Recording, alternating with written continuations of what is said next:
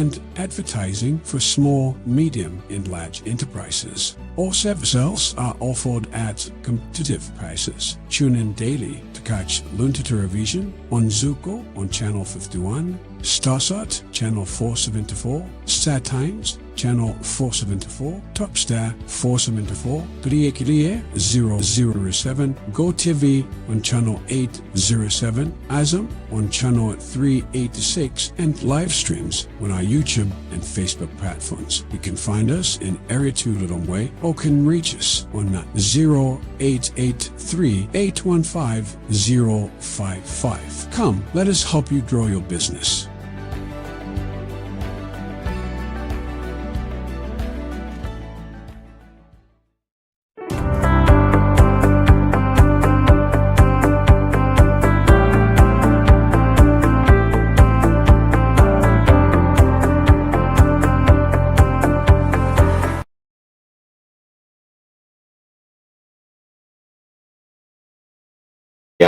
Ethics of a Christian worker imene kufikani kuchokera kuno ku Luntha television.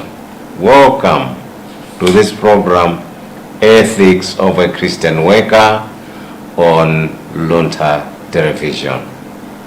Once again, you are with me, Jacob Mapemba. Feel most welcome as we take you through today's topic for the next 30 minutes. Ndikulandireni ndine Jacob Mapemba mwanthawi zonse ndipo khalani pamenepo kuti ticheze limodzi pa phindi 30 zikubwerazi pamene tikhale tikucheza tikukambirana za topic ya lero. Topic ya lero, business mistakes part 2. Business mistakes part 2. Mu programu ya lero tipita mu chigawo chachiwiri pamutu uja tinawuyamba masabata angapo apitawo otchedwa business mistakes, zolakwika zimene anthu amachita zimene zosatira zake business siyenda bwino kapena business kugwa kumene. We'll continue discussing the topic business mistakes. Mistakes that we make, mistakes that I or you make that lead to poor performance of your business or to the collapse of the business. In part 1, we started by defining business as anything, any activity that we do for a profit. Any activity that we do for a profit. And we said and we repeat, no profit, no business. Mu programu yambirira tinatanthauzira liwoti business kapena geni kuti ni ntchito iliyonse imene ifeyo timachita kuti tipeze phindu. Ndipo tinanena kuti opanda phindu ndi kuti business palibe, opanda phindu ndi kuti geni palibe. Tinakamba kunena kuti business, ma business ang'ono, small and medium enterprises, ma business ang'ono, they are part of Malawi economy and the world at large. Ma business ang'ono ndiofunika pa chuma cha kuno ku Malawi ngakhale pa dziko lapansi. Ndipo kuno ku Malawi 11% kapena 2 million ya anthu kuno ku Malawi amadalira business. 11% of the population in Malawi depend on small and medium enterprises. So it is a very, very important component of the economy. Beyond that, we also said 24% of the population, which is around 4 million people, are employed by small and medium enterprises. Tinanena kuti 11% kapena 2 million ali amadalira kapena ali ndi ma business ang'ono. Komanso ma business ang'ono akulemba anthu okwanira 4 million. Ndiye mukatenga anthu amene ali ndi business 2 million ndi anthu amene ali akulembedwa ntchito 4 million, around 6 million depend on small and medium enterprises. Anthu okwana ndithu 6 million amadalira kuti ama business ang'ono kuti apeze chakudya pa khomo. Koma program part 1 tinanena kuti ma business pakali pano kuno Malawi ngakhale dziko lonse lapansi akuvuta chifukwa cha kuvuta kwa economy, akuvuta chifukwa cha kuvuta kwa chuma ku Malawi, nkhani ya inflation, kukwera kwa zinthu kukupangisa kuti kuchita business kuno ku Malawi kukhale kovuta. Inflation has led to poor performance of businesses, has led to collapse of some businesses. But in this program, we are discussing the mistakes that people make that lead to the poor performance of the business, that lead to the collapse of a business. Mutopiki inoyo tikukambirana za zolakwika zimene ine kapena inu nimachita zimene zimapangisa kuti business igwe. Ndipo cholinga ndichofuna kulimbikisana, kuthandizana kuti tiziwe zolakwika zimenezi, tizipewe kuti ma business athu apitirire kuyenda bwino, ma business athu asagwe. So the objective of the program is to make ourselves aware, make you aware of the mistakes that we make that lead to the poor performance of the business or collapse of the business, and therefore we must try to avoid them. I'll start by going through quickly the 5 mistakes that we discussed that I talked about in part 1, and then thereafter I'll finish up with another 5 set of mistakes.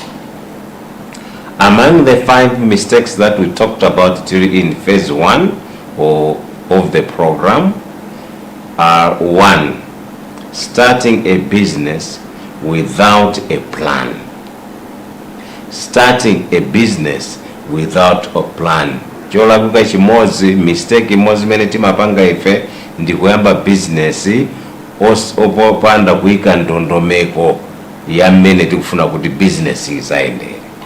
And in part 1 of the program, we emphasized and emphasize that before we start any business, we must have a plan, and that plan must have at least 5 components.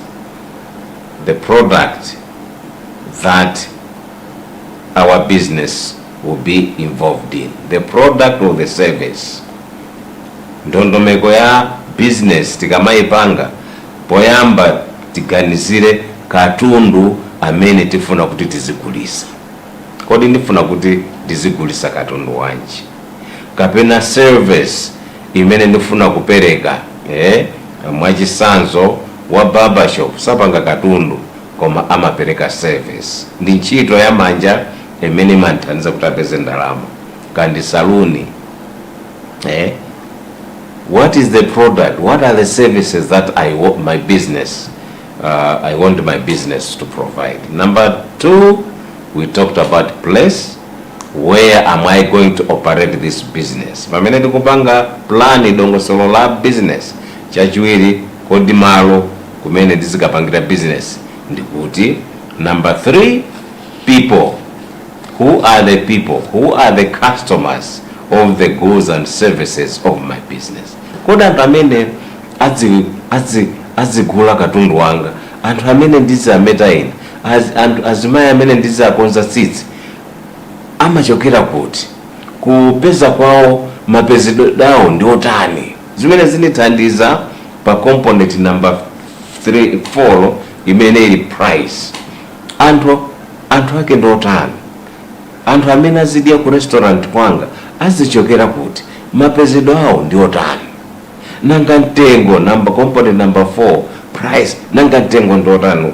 Who are the customers and what is their economic status? And therefore component number 4, how much should I charge? What is the price? What should be the price of my product? And number 5 in the plan is promotion.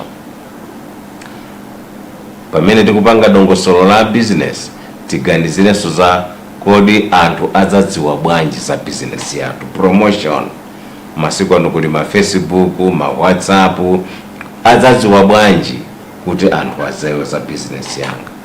Mistake number 2, starting a business without knowing if there are people interested in your product or service. Mistake number 2, starting a business without knowing if there are people interested in your product or service. Kuyamba business fa choti mwina ndapeza ngongole, ndapeza ndalama, koma osachita kafukufuku pachizungamati market intelligence. Starting a business without conducting marketing intelligence to find out if there are people interested in my product or services, how many are those.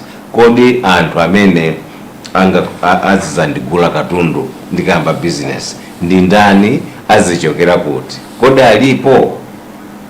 Ndiye yenera kupanga kafukufuku pachizungamati marketing intelligence, ndidziwe ndi anthu angati amene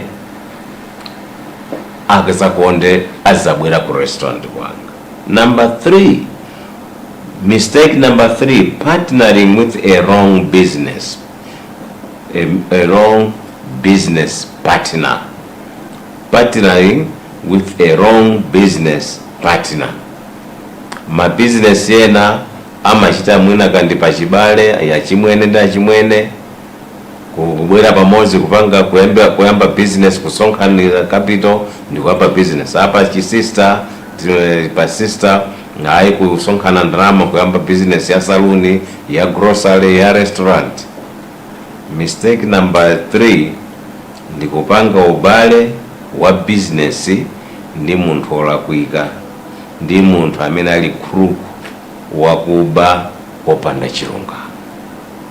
Partnering with a wrong person, partnering with a crook, a thief, or somebody who is not honest. Choncho pamene ine ndikupanga business, ndikati ndikufuna kuti pange business ya partnership, ya pa ubale, ndionetsetse kuti munthu ameneyo ndi wachilungamo, ndimfufuze mbiri yake, ndipo ndisimikize kuti munthu uyu sazandichita chipongwe. Anthu ena alira chifukwa anapanga ubale wa business ndi munthu amene ali crook, munthu wakuba, munthu opanda chilungamo. Some people have lost their businesses, business have collapsed because they partnered with a wrong person. Mistake number 4, underpricing or overpricing your product or services. Kugulisa katundu wanu, mistake number 4, ndi kugulisa katundu wanu pantengo otsika kwambiri kapena pantengo okwera kwambiri. It is good to do market survey and find out how much your competitors are charging and do an average, but don't underprice your product or service, don't overprice your product or service. Musatsitse kwambiri mtengo wa business yanu wa katundu wanu chifukwa inde anthu ambiri abwera koma pamapeto pake simpanga phindu. Komanso mukakweza kwambiri customer samabwera. So avoid underpricing, avoid overpricing, because if you underprice, you have so many customers, but you get a very little profit, and therefore the business might collapse.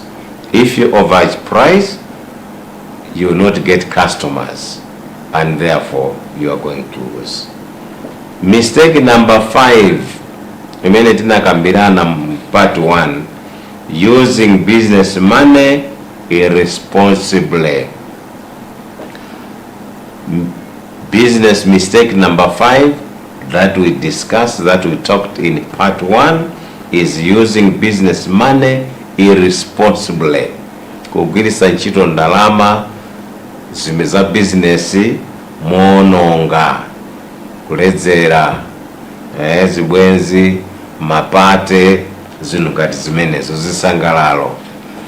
Wasting our hard-earned money from our businesses through leisure, through parties, beer, side chicks, and so many luxurious ways of spending money. Tipewe kuononga ndrama mwachisawa za business, chifukwa business imaenda bwino ngati kuti tikusunga ndrama nkumaikuza business ichi. This is what we discussed in part 1, the 5 mistakes. In this part 2, we are going to continue with the other 5 mistakes. Mistake number 6 that we make in business: expanding too quickly. Ndiye kuti kuyamba basi business kungoyamba papakulu. If you are starting a business, start small and grow gradually.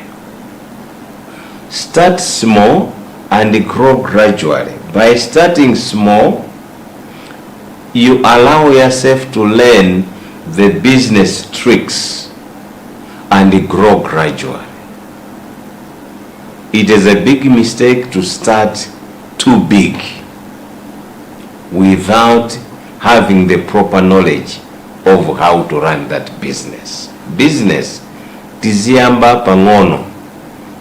Ka ukatenga ngongole ukaambe ndikutenga kandi 500,000 kandi ukatenga 1 million ndimene zadulira zinthuzi, ndikuyamba business ndikumakwera pang'ono pang'ono. Koma osapita ukatenga ngongole 2 million 3 million kuti apo tiza ngongole yaphweka 3 million ndokamba business 3 million, ndekuti simukuzipasa nthawi yoti muphunzire business ichi. Start small but don't die small. Start small and grow gradually. Muyambe business mochepa, kenako izikwera. Business ngati kwenda bwino imazikuza yokha. Ndikubwerezanso, business ngati kwenda bwino imazikuza yokha. Choncho it is a big risk to start to expand quickly, to invest a lot of money at the start of the business. It is a bit risky. Start small, allow yourself to learn about the business skills, and then let the business grow gradually.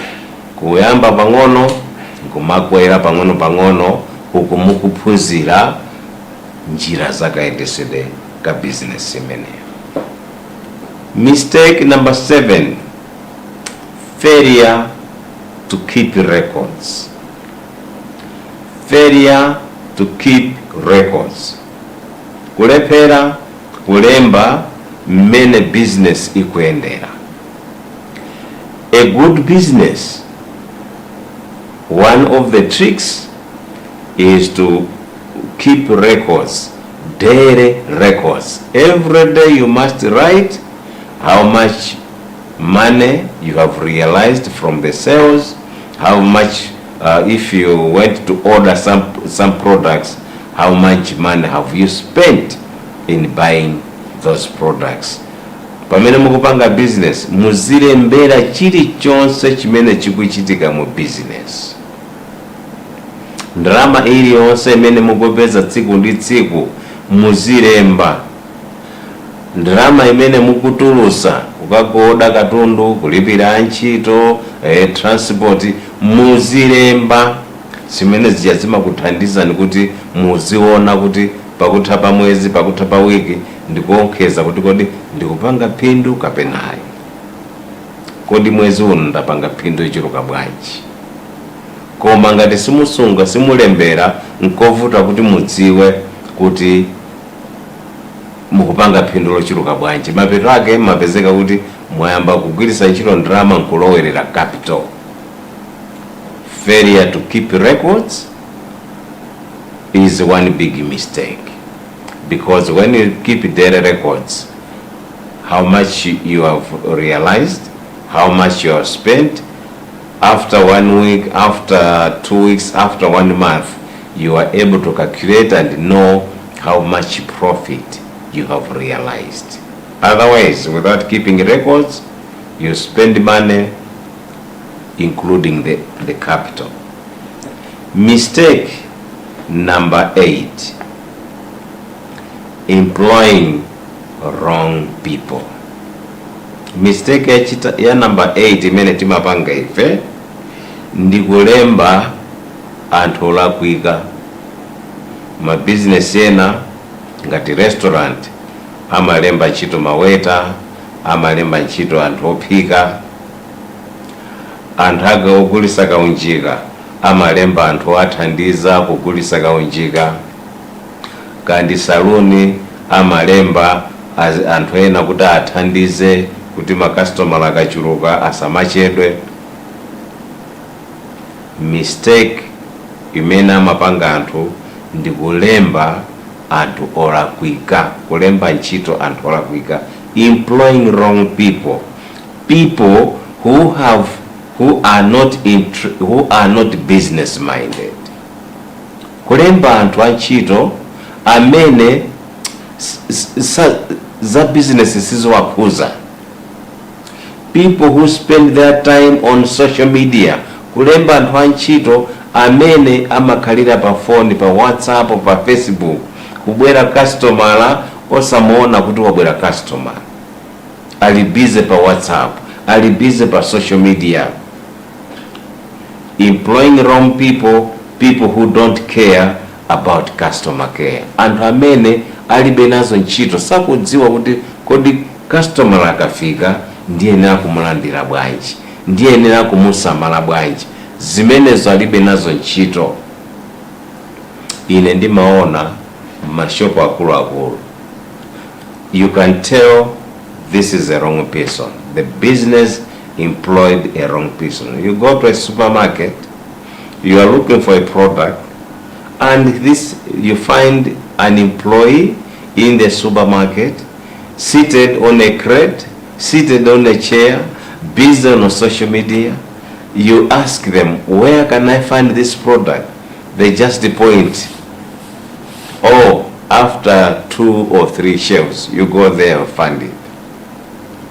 There's no customer care. They are not business minded. Their interest is to be on social media and get a salary at the end. But a good employee, when you ask, where can I find this product? That person will take you and say, oh, okay, follow me. And then will take you to where that product is. Then you know this is the right person to be in this shop. But you go to many supermarkets, you find a lot of wrong employees. Employees who don't care about customer care. Employees who are not business minded. You must take note of this. Owners of supermarkets, owners of shops, take interest on what your employees do, how they handle customers. Otherwise, your business might be performing poorly because you employed a wrong person. My business ena sakuenda chifukwa ndinalemba anthu olakwika, anthu amene za business alibe nawo ntchito, anthu amene alibe nawo ntchito za customer care, anthu amene amangotaya nthawi yawo pa social media. Mistake number 9, being afraid to fail. Being afraid to fail. Mistake number 9 ndi kuopa kulephera. Mistake number 9 ndi kuopa kulephera. Business ukayamba umagwa kuzuka koma sikuti usiye kupanga business. Ayi, koma anthu ambiri business imakanika chifukwa amaopa akangogwa basi amaisiya business, amaopa kulephera. Being afraid to fail. Failing in business is part of the business tricks. Mistake number 10, ignoring your competitors. Ignoring your competitors. Osa samala za anthu amene amachita business ngati yanu. If you have a restaurant, you must have an interest on what is happening in other people's restaurants. How are they preparing the food? What the kind of menu are they offering? What are their charges? If you are doing a salon business, you must be interested in what other people are doing in their salons. So one mistake that people make is ignoring your competitors, not caring what your competitors are doing. Ngati inuyo simusamala zimene anzano, ngati inuyo mukumapanga business ya restaurant, mukhale ndi chidwi kuti kodi anzanga a restaurant menu yawo chakudya chimene amakonza chotani, ndipo mitengo yawo imakhala yotani, kandi saloon, kandi barbershop, kandi learn, have an interest on what your competitors are doing, and it will help you to determine on how you can beat your competitors. Mukakhala ndi chidwi za zimene akupanga anzano amene panga business ngati ya inu kandi lodge, zimakuthandizani kuti muikonde nomeko zothandiza kuti anthu amene achamwagonjese makastomala azibwera kwa inu. Mistake number 11 and the last one is lack of interest to learn new business skills and technology. Mistake yomaliza imene tikambe pano ndi kupankhalako kusowa chidwi kuphunzira. Pamene tikuchita business timaphunzira tsiku ndi tsiku, timaphunzira kuchokera kwa makastomala athu, timaphunzira mu njira zosiyana-siyana, ndipo zimene zimatithandiza kuti business iyende bwino. Ngati tilibe chidwi chophunzira, business yathu izakula mwinanso izafa. Lack of interest to learn new skills and new technologies about business. Lero tamalizisa ma business mistakes, ndipo part 1 nakama ma business mistake 5, pano ndakupasaniso ma business mistake 6. Tayeserani kupewa ma mistake amenewa zikuthandizani kuti business yanu iende bwino. I hope you have enjoyed the program. I've taken you through 11 mistakes of doing business. Please, if you can, avoid these mistakes. It will help your business to grow and expand. All the best. Tikufunirani zabwino zonse sabata imeneyi. Mukhale sabata mbopambana. Ine Jeko Mapemba Luntha Television mu programu ya Ethics of a Christian Worker. Zikomo kwambiri.